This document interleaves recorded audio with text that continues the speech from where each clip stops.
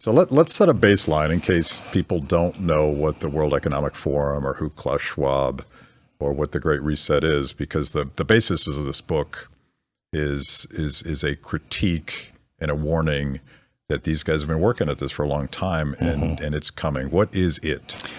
So it is a New World Order. It is. It's funny. You can split the world in half. It's going to lead us to a bipolar world where you'll have Russia, China, and India, and probably Saudi Arabia, etc. They will be part of one Axis power, if you will. We will have the Allied power. The only difference is one side, China in particularly, and Russia to some degree, one side is authoritarian but wants global control. The other side is doing more of a regional thing. You know, they're just doing the free world, but it's the same total control. What you're seeing in China is what America is heading towards. They've come up with there's this great book by Stuart Chase. Do you know who he is? Mm-hmm. So Stuart Chase, the guy who coined the term the New Deal, was in the FDR administration, wrote a lot. Towards the end of the war in 42 or 43, he writes a book called The Road in Which We're Traveling. He pretty much lays this out. And he said, look, this is where we're headed.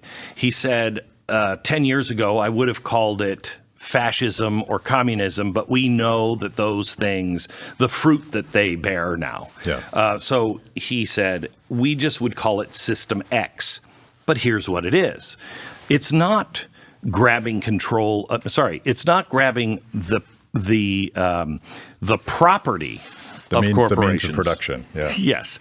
It's fascistic. It's just overseeing what that company does. And we're changing from shareholder capitalism to stakeholder capitalism, which removes really the individual from it, because we, the people of America, are only one stakeholder, not as each of us, each individual stakeholders, but as a collective. And we choose our representative who will exercise our stakes there in Congress, okay? So you really have no say whatsoever.